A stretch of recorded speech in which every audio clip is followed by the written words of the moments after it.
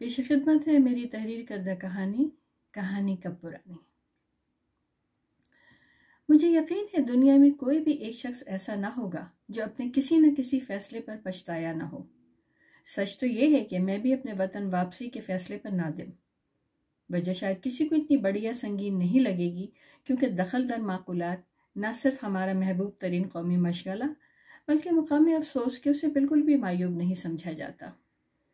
آپ لمبے عرصے تک مغرب میں رہ کر جہاں پر اعتماد اور خود انحصار ہو جاتے ہیں، وہیں آپ ذاتیات کے متعلق بہت زیادہ حساس بھی۔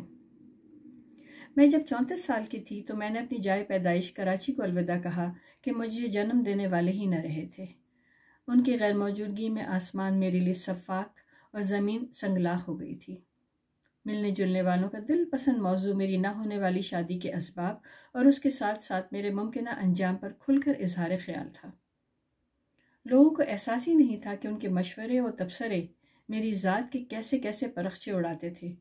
ان کے زہریلے نوکیلے دل آزار جملے تھے اور رنگ رنگ کے ناقابل عمل مشورے۔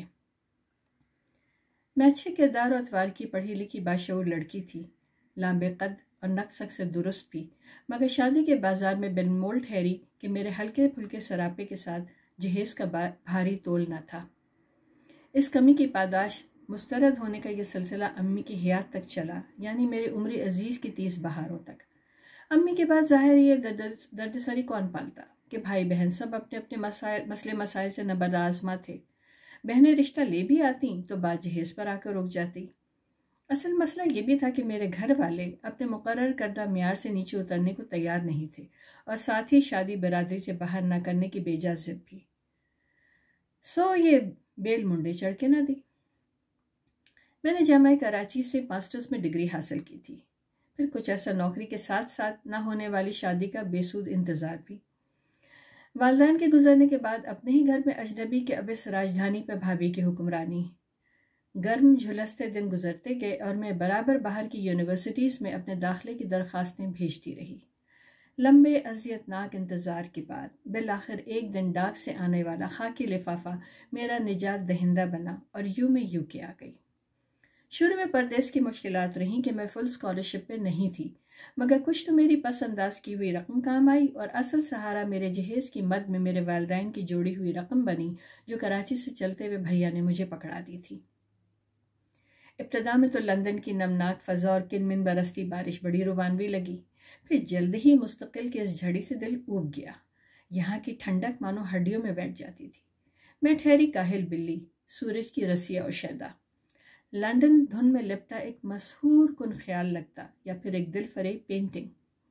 لندن کی پتلی پتلی گلیاں اور گڑیوں کے گھروندے جیسے مختصر گھر، تنگ کمرے اور نیچی چھتوں والے مکانات مجھ جیسے صحرا نشین کے لیے عجوبے روزگار تھے۔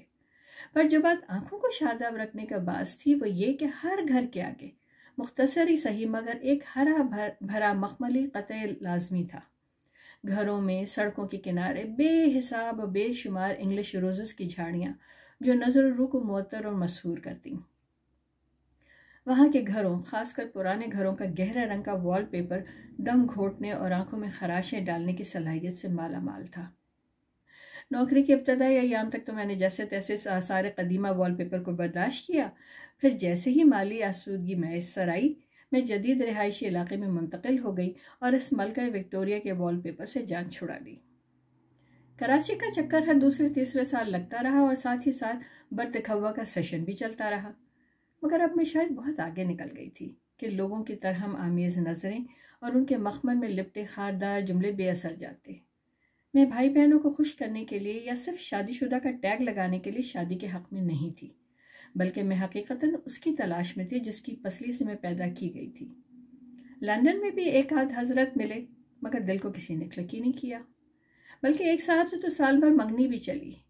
ایک بھیگی شام کی ملاقات جسے رومانی اور یادگار ہونا چاہیے تھا، تلخ یاد بن کر رہ گئی۔ مجھے کانوں کے کچے اور دوسروں کی رائے پر آمنا صدقنا کہنے والے مرد زہر لگتے ہیں، اور ہر وقت کٹہرے میں کھڑے ہو کر صفائیاں دینے سے بھی مجھے شدید نفرت۔ سو بہزاد کے کب، کون، کیوں اور کس وقت کی پہم تکرار سے بیزار ہو کر اس شام منگنی کی انگوٹھی ٹیبل پر اس کے سامنے پڑی پلیٹ میں رکھے لاوا کیک میں پھنسا کر میں کیفے سے باہر نکل آئی۔ باہر نکل کر میں نے ایک لمبی گہری اور فرحت بخش سانس لی۔ میں مطمئن تھی کہ میں نے ہر وقت کی اس بیتکی 5 کاف سے جان چھڑا لی۔ وہ میری 42 سالہ زندگی کا آخری رشتہ تھا، جسے مسترد کرنے کے بعد میں نے شادی کے خیال سے مستقلاً توبہ کر لی۔ شادی کو اپنا روگ بنانے کے بجائے اپنی تمام تر توانائیاں اور وقت کو اپنے کام میں صرف کیا اور یوں دہائیوں کی کامیابیاں سالوں میں سمیٹ لی۔ اب میں مالیاتی کمپنی کی وی پی تھی۔ گورے کے ملک میں بھورے لوگ ایک حد تک ہی آگے جا سکتے ہیں کہ گورے کی فطرتی عصبیت آڑے آ ہی جاتی ہے۔ برطانیہ میں مقابلہ بہت سخت ہے کہ وہاں ہندوستان سے درآمد شدہ ذہین بے حساب۔ بہرحال اللہ تعالیٰ کی مدد اور اپنی لگن سے میں ہر رکاوٹ پار کرتی رہی اور میں اپنی کامیابیوں پر نہایت شادہ و فرحاں۔ اب میری شامت عمل ہی کہیے کہ 55 سال کی عمر میں بچپن حملہ آور ہو گیا اور میں لندن میں سب کچھ چھوڑ چھاڑ کر کراچی چلی آئی۔ کراچی میں فلیٹ لیا اور نئے سرے سے زندگی کی شروعات کی۔ نوکری میرا مسئلہ نہیں تھی، سو 1 سال ڈٹ کر آرام کیا، دل بھر کر کتابیں پڑھی اور اندرون سندھ کی سیاحت کی۔ میری واپسی پر رشتہ داروں کے ہاتھ گویا پنڈورا باکس لگا، مگر اب میں ان کی باتوں سے ماورا ہو چکی تھی، بلکہ اتنی ڈھیٹ کہ باقاعدہ ان کے تبصروں سے چسکے لیتی۔ یونیورسٹی کے قریبی بچی کچی دوستوں سے ملاقات کی اور بڑی مشکل سے سب کو برنچ کے لیے آمادہ کیا کہ سب میاں اور بچوں کی روٹین میں گھن چکر، اور سب کے لیے میرے پاس ایک ہی مخصوص جملہ تھا، بھئی تم تو چھٹی چھڑانک ہو، تمہارے لیے کیا مشکل، رولے تو ہمارے ہیں جو کبھی مکدے ہی نہیں۔ ملاقات پر یونیورسٹی کی یادیں تازہ کی گئیں اور عزیزہ نے بتایا کہ ارے بھئی پچھلے سال میں اپنی چھوٹی بیٹی کے پروجیکٹ کے سلسلے میں اردو بازار گئی تو وہاں تیمور لنگ مل گیا تھا، تمہیں بہت پوچھ رہا تھا، لگتا ہے آج ابھی تک سلگ رہی ہے، اس نے تمہارے بارے میں پوچھا اور میں نے بتا دیا کہ بھئی لندن میں عیش کر رہی ہے۔ وقت کی گرد بعد نے تیمور کی یاد کو دھول کر دیا تھا کہ بہت کچھ جھاڑ جھٹک کر مجھے وہ مجنوں یاد آیا، اور میں چاہتے ہوئے بھی اپنی دوستوں کو یہ نہ بتا سکی کہ یونیورسٹی کے آخری دن اس نے مجھے ایک کتاب تحفے میں دی تھی، جس میں موجود خط اور اس کے متن سے مجھے 6 ماہ بعد آگاہی ہوئی کہ اس دن یونیورسٹی سے واپسی پر پہلے ابا جان کے دل کے دورے کی منحوس خبر ملی اور اس کے 1 ہفتے بعد ابا جان کا ہسپتال ہی میں انتقال ہو گیا۔ انہیں گھر آنا نصیب ہی نہیں ہوا۔ ان کی جدائی میں ہم لوگوں کی دنیا اندھیری اور دل ویران ہو گیا۔ میں بے اماں و بے صاحباں، یتیمی اور عدم تحفظ کی جان لیوا ظالم احساس سے پہلی بار آشنا ہوئی تھی۔ امی کی عدت ختم ہونے کے بعد جب ہم لوگوں نے گھر بدلا تو وہ کتاب اور اس میں رکھا خط بھی ملا۔ تیمور نے مجھے پرپوز کیا تھا۔ ان دنوں ذہن اتنا منتشر تھا کہ مجھے اس خط کا جواب بھی نہیں سوجھا، اور کچھ دن وہ خط اسی کتاب میں ساکت مقید رہنے کے بعد ڈسٹ بن کے نظر ہوا۔ میری تیمور سے کوئی جذباتی وابستگی نہیں تھی، مگر میں اس کی جنون خیزی سے آشنا ضرور تھی۔ کم عمری کی اپنی معصومیت اور بیوقوفیاں ہوتی ہیں، سو میں بھی تیمور کی وارفتگی پہ ہنستی ہی رہی، کبھی اسے سیریس لیا ہی نہیں۔ دوستوں کے ساتھ برنچ بہت خوشگوار رہا، پر مجھے یہ بھی معلوم تھا کہ اب یہ محفل دوبارہ نہیں سجنے والی، کہ سب دوستیں پابندیوں اور ذمہ داریوں کی جکڑ بندیوں میں محصور، اور میں ان کی زندگیوں میں اپنی وجہ سے کوئی ہلچل یا ان کی روٹین کو تلپٹ کرنا نہیں چاہتی تھی۔ اس دن یادوں کو ریوائنڈ کرتے ہوئے ہنستے ہنستے آنکھوں میں آنسو بھی آئے اور دل نے درد کی ٹیس بھی محسوس کی۔ گھر آ کر جانے کیوں میں نے تیمور کو سرچ کیا، اور بھلا ہو مارک کا کہ تیمور مل بھی گیا، اور انتہائی مقام حیرت کہ ابھی تک غیر شادی شدہ تھا۔ کراچی آ کر 1 سال تک تو میں نے گزشتہ برسوں کی تھکن اتاری، اور بھلا ہو کووڈ کا کہ سوشل گیدرنگ بھی کم تھی، سو ملنے ملانے کے درد سری بھی نہیں۔ سال کے آخر میں جب کراچی گلابی سردی کی شال میں ملوف تھا تو 2 برس کے طویل وقفے کے بعد کراچی ایکسپو سینٹر میں بک فیئر کی چہک و دھوم تھی۔ میں تمام دن صبح ہی کے وقت وہاں جاتی رہی کہ شام میں وہاں کا رش ناقابل برداشت تھا۔ لوگوں کا ذوق و شوق دیدنی گویا ایک خلقت وہاں امنڈ آئی تھی۔ جانے کیوں مجھے گمان سا ہے کہ وہاں میں نے سٹی سینٹر کے سٹال پہ تیمور کو دیکھا تھا۔ نئے سال کے ابتدائی دنوں میں میرے سب سے چھوٹے اور دلارے بھانجے احمد کی شادی کے ہنگامے جاگ اٹھے، اور کووڈ کی پابندیوں کے باوجود شادی کی گہما گہمی عروج پر تھی۔ شادی کے دن میں قدرے تاخیر سے ہال پہنچی کہ میرے ذمہ داریوں میں باجی کے گھر کو لاک کرنا بھی شامل تھا، मगर भांजे की हुजले उरूसी को सजाने वाली टीम ने काम ख़त्म करने में बहुत वक्त ले लिया, सो मुझे भी हॉल पहुंचते पहुंचते देर हो गई। मैं स्टेज पर दुल्हन दूल्हा को मुबारकबाद दे ही रही थी कि भांजे की सालियों और उनकी सहेलियों के गौल ने स्टेज पर रस्म के लिए हल्ला बोल दिया और मैंने स्टेज से उतरने में ही आफियत जानी। स्टेज से उतरते हुए अनजाने में मेरी पेंसिल हील से किसी का पैर कुचला गया और उफ की सदाए दिलगीर पर मैंने सर उठाकर देखा तो तमुलन तो मैंने हैरतज़दा होकर पूछा, तुम अब भी यही कहती हो? उसने हंसते हुए जवाब दिया और वाकई करीब लंगड़ाता हुआ करीबी कुर्सी पर बैठ गया।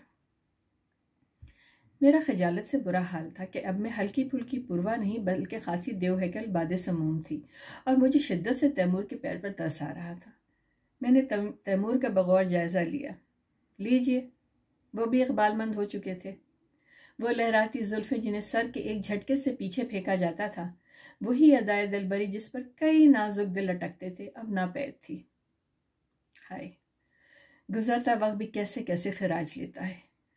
अब अगर मेरा बकौर जायज़ा लेकर फारिग हो चुकी हो तो आराम से बैठ जाओ, तैमूर ने कुर्सी पेश करते हुए कहा। जाने को माहौल का फुसूं था या दिल की बेईमानी, बहरहाल चांद मारी हो गई। इस मुख्तसर वक्त में हम दोनों ने दुनिया जहान की बातें कर लीं, ज़मान और मकान के क़ैद से आज़ाद और लोगों की घूरती नज़रों से कतई बेपरवाह। मेरी याददाश्त में ऐसा कोई लम्हा मुक़य्यद नहीं कि यूनिवर्सिटी में कभी हम एक दूसरे से बराह रास्त मुखातिब भी हुए थे।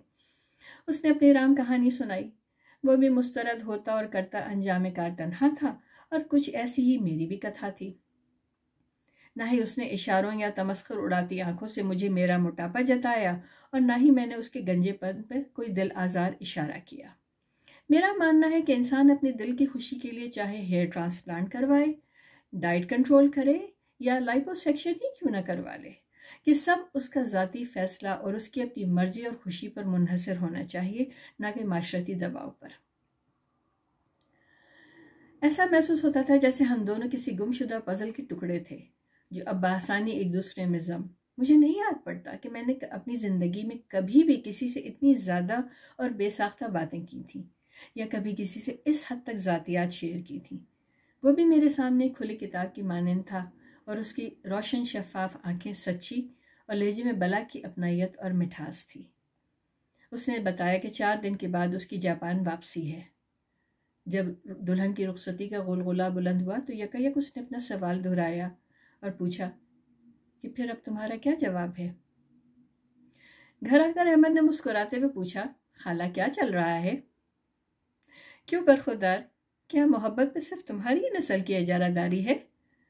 साथ ही हम दोनों का जानदार मुश्तरका क़हक़हा गूंजा। 4 दिन के बाद हम दोनों जापान के शहर हैकून की जानिब महवे परवास थे। जिंदगी यूं भी करवट बदलती है, भला कहानी कब पुरानी होती है। अस्कलम, शाहीन कमाल, कैलगरी। बहुत शुक्रिया।